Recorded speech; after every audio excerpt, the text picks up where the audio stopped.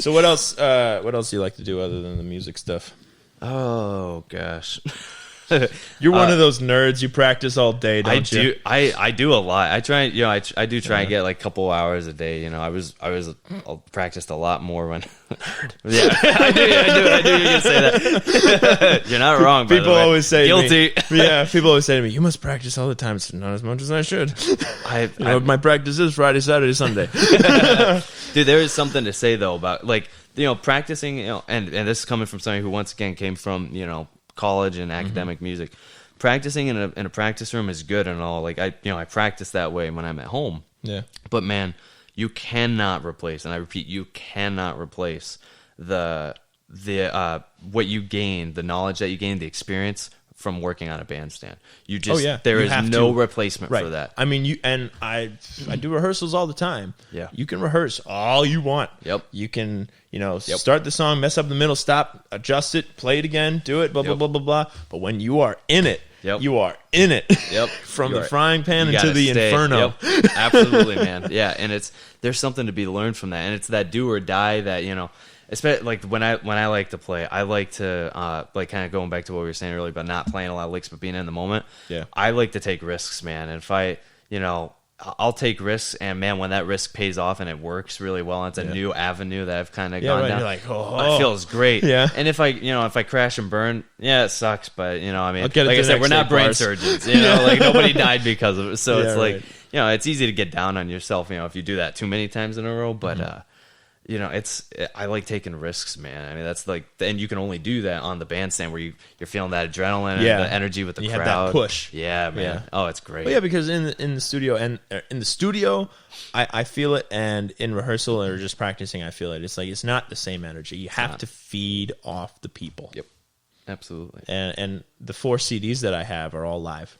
Nice. I record them on my board. Yeah, and because I've done some not like studio, but studio recording and recording here at my house, and it's just not the same. Yeah, I agree. You come up with stuff because 90% of what I do is in improv. I have, and I'm sure you do too, certain songs you have like specific solo parts that you play. Oh, absolutely. And then you have what you build off of that. Oh yeah, especially if it's a song that has like an iconic sax solo. Oh, you yeah, gotta play that it. Everybody's Right. expecting that. Like Turn the Page or like any of the Stone songs with Bobby Keys. Yeah, like you gotta play those songs. Yes. Good thing I'm not a singer. There's only one singer in this room. Well, hey, you have to tell the folks about what you do. You walk around the house and you sing. Oh yeah, that's going back to with the talking about how mental we are as musicians. Oh well, as musicians, or any kind of artist in general, you got your quirks, and I mean, you do things that, from an outside perspective, like if you're not in that person's brain, it looks crazy, and I acknowledge that. I will fully say that I know it looks crazy, but it works, man.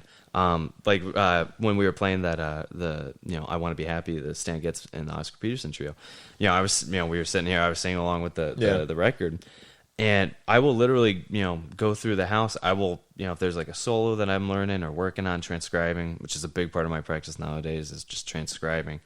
I'll sing that solo nonstop, or I'll really connect what I'm hearing in my head with the notes that are coming out of my mouth. Really trying to connect, my fingers and what's coming out of my mouth with what's in my head as a saxophone player. I mean, I'll walk around my house, or I'll be driving somewhere and just run anything. through it. Yeah, and really focusing on like, okay, how does my rhythm feel? How does my pitch accuracy? If you're worried about that, like just really focusing on those things and really trying to make what I'm singing be super concise and intentional. Ultimately, even if it is a mistake, it's as long as I meant to do it in my head, it's really not a mistake. It might be the wrong note against whatever, but that's something that it's absolutely underrated when it comes to like practicing. Everybody thinks that you have to have your axe or whatever in your hand to practice. No, man. I mean, active listening is the best, in my opinion, the best practice, and then also just singing, man. Yeah. And just what I find is I sometimes I have so many songs in my subconscious, like, and that as I've written 4 songs a long time ago now, but like when I do try to sit and write, like I'll start coming up with an idea. I was like, wait a second, that's a song already. Because I'm just regurgitating a song that I've heard. And I've found, like, if I find, like, I was into Kenny Wayne Shepherd for a while, and I play a couple of his tunes, but there's a solo he does in Deja Voodoo, and near the end of the song, and I was listening to that like on repeat for a few weeks, just because I love the song so much. I eventually want to play it, and that's what I'll do. I'll put it on my break music at my gigs, so when I'm walking around talking to people and it's playing, it's like seeping into my subconscious. Right.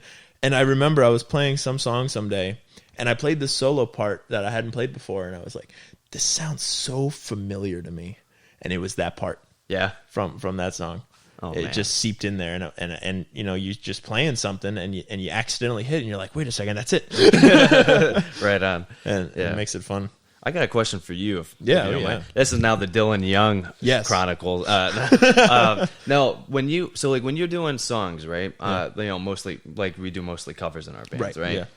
Like, how do you feel about like how do I want to ask it? Like when you do a song that's a cover, like how close do you want it to be sounding like the record, or do you do it in a way where you want to do it your own way? I know what you mean. Yeah, like what's your take on that? And this is something that I've talked to a lot of people about, and I think it's very important, and I've even talked to, when I hire band members. Yeah. There are songs that have to be extremely specific. Songs like Something by the Beatles are iconic. The drum part's iconic. The bass part is insane, Paul McCartney, and the guitar solo has to be right on, like George Harrison, right? Because it's so iconic. The rhythm is what it is. You fill in as necessary. There's on the original, there's piano, and there's string. There's a bunch of stuff that I don't have, so I have to fill those holes. Right. But on other songs, I would say if you're too close to the original, people just put the record in. What's the difference?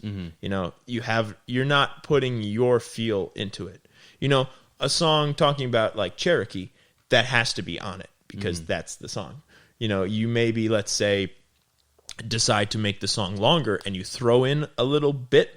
Especially if you're playing in a bigger band, I would say I love arranging music. I love coming up with the dynamics, with the the syncopation. Do a hit here. Well, it's not in the original. I don't care. Put in a hit. I want a hit there. And it makes the band tighter. But with a song like Cherokee, getting back to it, you can keep the song the way it is, the way it's supposed to be, quote unquote, and still throw in a little section that's you. I would allow and want there to be that freedom. So I also don't take songs and make them completely unrecognizable. Right. Because there are bands that will do that, and they go, well, we're a Beatles cover band, but we changed all the Beatles songs. Well, it's like nobody wants to hear that. Right. Yeah. And you said it a couple minutes ago. We don't play, and I'll say the beginning part, we don't play for us. We play for the people. The people, yeah. And people want to hear certain things. And I don't play Mustang Sally, but no comment. I'm not. Yep, no, I need the bleep button. Right. I'll play this instead. Guess what? I got a fever, and the only prescription is more cowbell. We heard that a lot yesterday too at my gig. And so with learning songs, I learned the specific parts, and the rest I just make up as I go. Gotcha. And what I do instead is I play covers, but I learn covers of songs by artists that people know, but they might not know the song. Like the Rolling Stones. You play a lot of Rolling Stones. Songs, and I'm pretty sure I was playing this song before you guys did. I play "Sympathy for the Devil." I don't know. I don't know who did it first. Yeah. But you were here. You were here before Robert and I joined the band. So yeah. And tell me another band other than Deb the Dynamics. Disclaimer. That plays that song. No. Exactly. Yeah. Tell me who plays "Satisfaction," "Jumpin' Jack Flash," "Brown Sugar," but a lot more bands will play those songs, right? Because those are the ones everybody knows. Everybody knows them. Yeah. But you play a song like "Sympathy for the Devil," and you get people like, "Oh my God, I love that song! I never hear anybody play that song." Yeah, and it makes a difference. You can play, I don't know, the even the Beatles stuff. You know, I play something by the Beatles. I used to play Get Back by the Beatles, and those are songs that not many people play. And so that's what I try to do is I play covers, but I play the more obscure ones, or I find obscure bands. You know, and like they're not obscure; they're more popular now, especially. But the band of Heathens, they're great. You know, everybody wants to play Hurricane, which is their big one, but I learn that, and then I dive into their other stuff. Yeah, and you play songs like Sugar Queen or Medicine Man, and fun tunes that are different. You know, because people really like the one song, like the other ones. Right. So it makes a difference. Right on, man. When you are learning these, you know, more top 40 songs, how much space are you giving? Like to the original? Yeah. That's why I asked, because we try and do, we'll do with like things our own way. Yeah. But we try and, like, you know, especially because, you know, we have horns, you know, like 3 horns in our band. We try and do the horn lines the exact same. We try and do a lot of it. Well, and I feel like those horn parts, they have to be right on. Yeah. Yeah. Or even like Michael, my God, he's fantastic on piano. Oh, he's ridiculous. Yeah. The Billy Preston stuff. And Yeah, and everybody's got the same, you know, what's the word? Everybody feels the same exact way. They, you know, we want to do, not, you know, we don't, like you said, we don't want to be the original record, because then you would just, but we do want to do it, you know, we want to pay like an homage to the record. Yeah, right, exactly. Know? You want people, it's like, you got to know your demographic, right? Your audience. Yeah. So you're playing to 50, 60, 70-year-olds. You have to know what they like. And and when you play these songs, you're bringing back memories for these people. Yeah. And that's what makes it so great, too, because then they'll tell you the old stories. Like, oh, I heard this song, and I was in the drive-thru, we were making out. Right. You know? Yeah. And that's great. And you trigger that by playing the song, you know, not to say the right way, but the right way. Yeah. No, and getting, it's like a fine line of getting close, very close to the record, but still putting also your doing spin your on spin. it. Yeah, exactly. Yes. Like, yeah, I mean, because, you know, like when you know, Robert or Deb or Mike, you know, any of those guys are singing in the band, like, you know, they're not trying to sound like, for the most part, not every song at least, they're not trying to sound just like, gosh, of course I'm drawing a blank on, you know, I mean, like, well, like Deb does Etta James' Rather Go Blind, right? And Deb's version is a lot, you know, from what I hear of it, more hardcore than the way Etta James sings. And you have the horns, and you have, and it makes the song longer. Yeah. First of all, which helps you guys. You probably play a lot less songs in a set than I do. Give everybody solo. Everybody, come on, 2 times through. Right. and it's the same song, but it's different, and it's a good different. Yeah, it's interesting because, like, she does. Like, Deb's known for that song too. Oh, absolutely. Yeah, she does it phenomenally. It's one of my favorites, or probably, if not the favorite, that I think she does. A lot of people obviously like her for, you know, doing Janice and whatnot. Oh yeah, right. Oh yeah, and there's another example. Yeah, but she, like, that's an example where she does, like, when she nails exactly Janice, you know, and sounds exactly like her. So it's like it's a.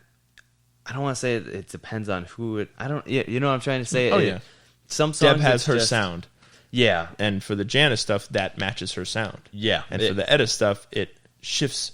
It's a tweak, right. Yeah, just a little bit. You know, I mean, same thing with Robert when he does, like, anything by the Stones or like Chuck Berry. Like, he's doing immediate, you know, exactly like the recording. Yeah, just because that, you know, he's very he wants to pay homage, and he has the belief. You know, he's like, well, you know, this is how the song goes. You know, this is Chuck Berry's solo. This, you know, and that's this is how it goes. Play it. I'm not going to play it better than Chuck Berry, so I'm going to, you know, play it like Chuck Berry did. You know, exactly, and that's what the people want to hear. That's what certainly what he wants to hear. Yeah. So that's kind of where his take is on it. Oh yeah. Yeah. Right on. Yeah, man. What other questions you got for me? All right, we are back now to the Mike Imbasciani Chronicles. You had one. Come on. I had one. I could think up of more. Oh yeah, right. But well, here I'm going to play this song because we're talking about Deb here. You sent me this tune. Oh yeah, this is the third, you know, another saxophone player that really influenced me is David Sanborn. He's a guy who, you know, one of the reasons why I love Charlie Parker, Stan Getz, and Dave Sanborn is they know how to tell a story when they play. And I mean, especially, this applies to all three of them, but Dave Sanborn, with just one note, he can explain more and tell you more with one note than many people could with words or with 1,000 notes. Or he can really get his point across and tell you how he's feeling with just that one note. And it's less is more. Yeah, that's a perfect way to describe it. And that's what I love about Sanborn. He completely revolutionized the saxophone, the sound of the alto saxophone in modern contemporary music and R&B, which doesn't have like a lot of alto really. Sanborn was really one of the only ones. He was really the only one that did that, and so I just completely lost my train of thought. That's right. I made it an hour and a half. I'm surprised I didn't lose it sooner than that. I am notorious for just going on the tangents. Oh yeah, tangent's my middle name. That might be the name of the episode. That's good. Well, and this is at Tiki, right? Cape Coral? Yep, that's you I just played there the other night. Heck yeah, man. Yeah, I know. The crowd is always great there too. Oh, I love the crowd. The stage is good, and it's well, and this is you and playing the solo in this. So this is me doing Dave Sanborn. Trying to do Dave Sanborn, I should say. Yes. That's When was this taken? It was I think it was during COVID, actually. I think it was in May. Okay. It was during that time, when like we were kind of just starting to play again. Yeah. This is a song that he did on an album called Close Up, and was released in 1988, called Slam. Cool. So this is the band doing it. Ladies and gentlemen, Deb the Dynamics with Dylan on the saxophone solo. If it wants to play. And Michael Bear.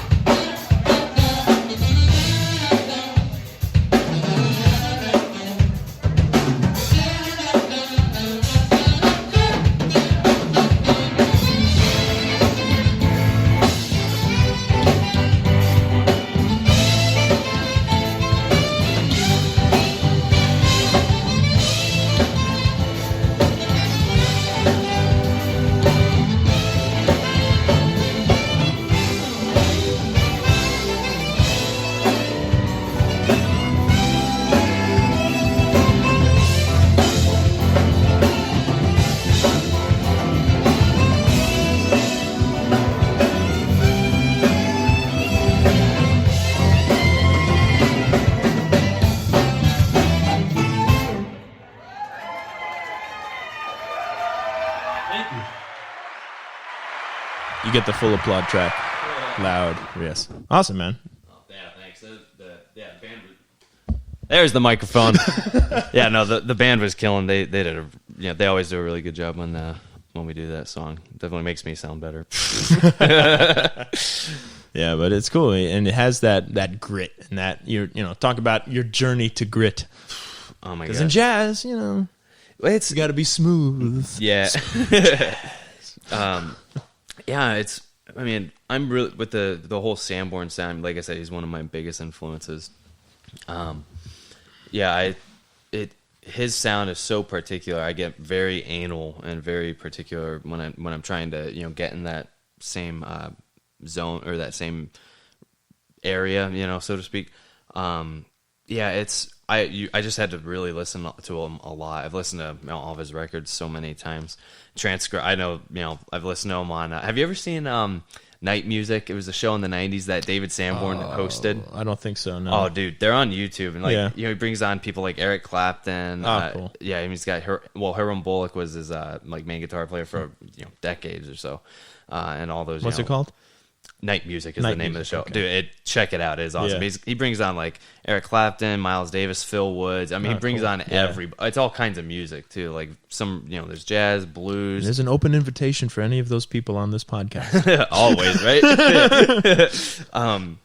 But it's I wish that TV was still like that. Like, could you imagine turning that on? You see like blues, rhythm or like blues, Austin City Limits, and yeah, exactly. But where was I going with that? Who knows? How you got your grit? Yeah. Soloing. Yeah, just listening to a lot of them, really copying. Like I know a bunch of Sanborn solos and all that, and just playing with the record, and just trying to get it right. Yeah, you got to really, like, that sound to be able to copy it, because nobody does it as good as Sanborn does. Yeah. Once again, he's just naturally like that. I have a personal theory that he, because he one of his first starts. Well, he played at Woodstock, the original Woodstock in '69, but he was with Paul Butterfield. Oh, Paul Butterfield Blues Band. Yeah. Yep. And he was a harmonica player. I have a personal theory because nobody sounded like Sanborn, before Sanborn. Nobody so he heard. Yeah. Well, and I think that he got his sound.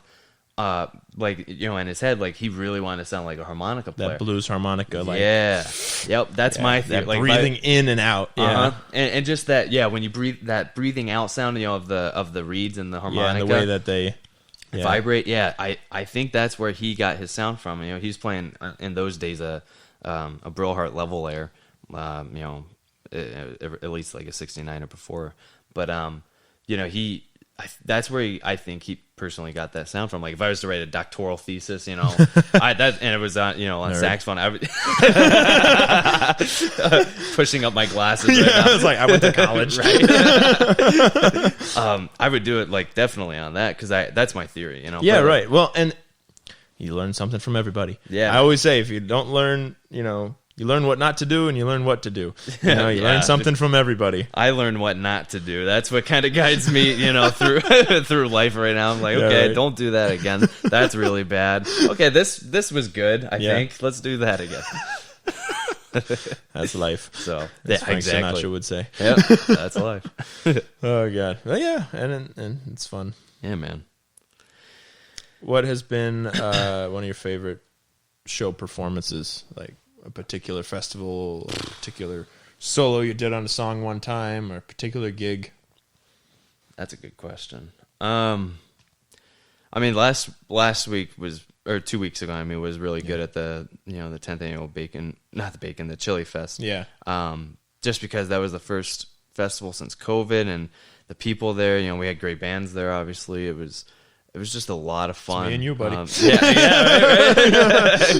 It was just a lot of fun. That's definitely up there, just because it felt so good to be back. And I said that to you backstage. I was remember, like, it feels. Yeah, we were both hyping each other up. Yeah, that was great, man. Man, any of the Deb has been I've been fortunate that Deb has taken, some of the band members and later all of the band members to Michigan twice to play. That's right. Yeah. Yeah. That's pretty cool. Those are probably some of my favorite, man. Just because, and New York, upstate New York also, just because so beautiful up there. Like playing, we played a festival on Lake Erie. Cool. I mean, like the sun was setting right over the lake. I mean, it was just like In Michigan?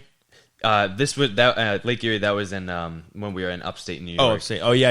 Okay, Yeah. Where were you upstate? It was Buffalo. Oh, yeah. Really upstate. Yeah. But it was, just you couldn't paint a better picture. You know what I mean? It was just like, especially, and I'm sure you've done this. Like you're on the stage and you're kind of just taking everything in, and you're just like, this is nice. Yeah, and then you get through the song and you have no idea how you got there. Yeah, exactly. It just goes by like that. Yeah. And the memories that I've gotten, and Robert and I have traveled across. We drove up to Michigan both times. Cool. I-75. No, we took back roads, man. Oh yeah. Oh, we got lost in Indiana. Well, he'll say we didn't get lost, but we did. We got lost. We got lost in, I think, Kentucky too, or something like that. Yeah, I mean, it was like, but we just go back. We made the gig, man. Yeah, we made the gig. Yeah, the Blues Brothers 2.0. Yeah, exactly. I'm on a mission from God. Yeah. But like just those memories. Like you can't pay for those memories. Like to have somebody else's. You gotta experience them, and I wouldn't trade those memories for the world. I mean, Robert's obviously very special to me.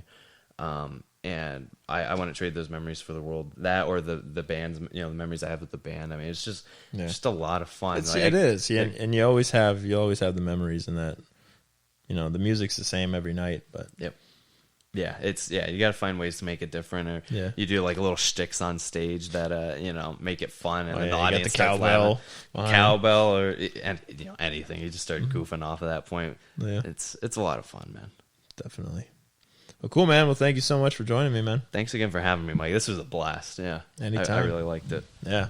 And you can go see Deb the Dynamics and see Dylan and tell him good job on that saxophone solo. Oh, gosh. Stop being so hard on yourself. Good job, Dylan.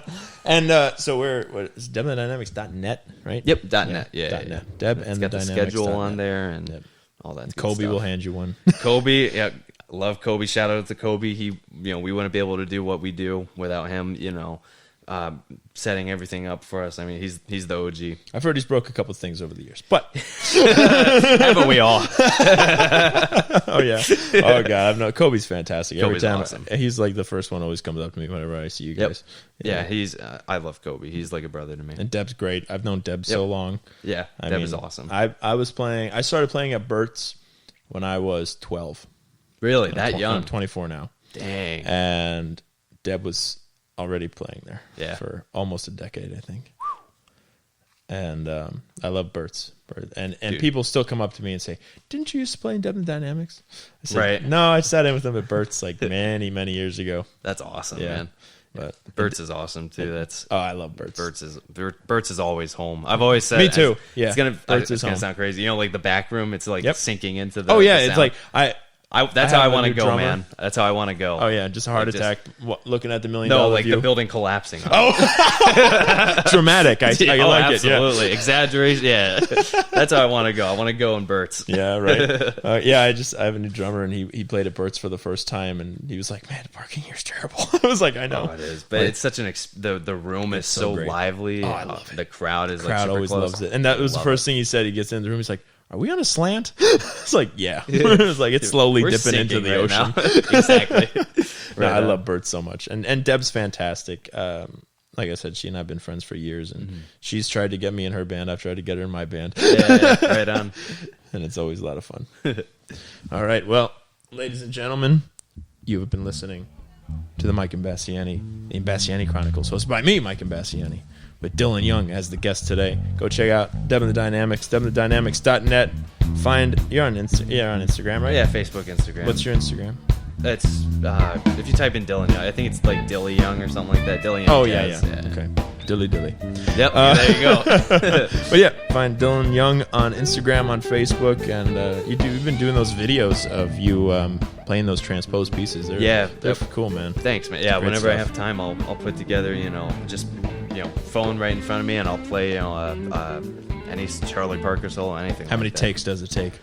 Oh man, it depends on how anal I want to be that day. Sometimes, like, I try and do it in one take because you can drive yourself crazy, but it's usually like 3 or 4, and then I'll be like happy with it, or satisfied. Not satisfied.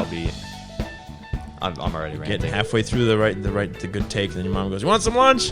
Dude, how many times that's happened where like I'll be playing, then the dog starts barking. I'm Oh like, yeah. oh Like, my gosh. And that was the one. That was the one. Yep. Gotta do it over.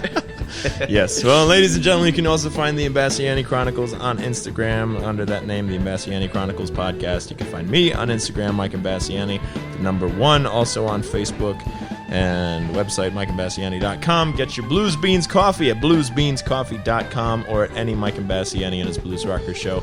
I'm trying to get Dylan to come out to one of my shows and sit in someday. Someday that'll happen. I hope so, man. We're always playing at the same time. I know. It's a good problem to have. I'll come out one of these days, I promise. Oh, yeah. Yes. And folks, if you're listening on Apple Podcasts, thank you so much for listening on Apple Podcasts. And rate the show, review the show, give it 5 stars for Dylan. Do it for Dylan. If anything else. If anything else. And make sure you subscribe to the show. This is the 30th episode, so I am going to be taking a little break for a little while. Don't worry, the podcasts are coming back. I have a lot of plans to have a lot of great guests. So stay tuned. Go back and listen to the other 29 episodes. You'll love them. Share them with your friends and family. Share music. Go out and see some live music. Go support live music. Go support your local businesses. We need it now more than ever. And you're listening to Swampland Funk off of the Blues and Beyond Volume 4 CD, recorded at Bert's. Heck yeah, and on my, I think this was on my 20th. No, I'm 24 now. It was on my 23rd birthday. Nice. We recorded this. Yeah, Man. so that was fun. And that right there, I was like, I played that. I was like, what is that from? I listened to the Tarzan soundtrack. That's what it is. Wow. Go okay. listen to what's his name in the Phil Collins. Yeah, Phil. Yeah. Go listen to the Tarzan soundtrack. You'll hear it. That's ladies awesome. ladies and gentlemen, thank you for Flipping listening. my flapjacks. And we'll catch you next time. More episodes are coming soon. Stay tuned.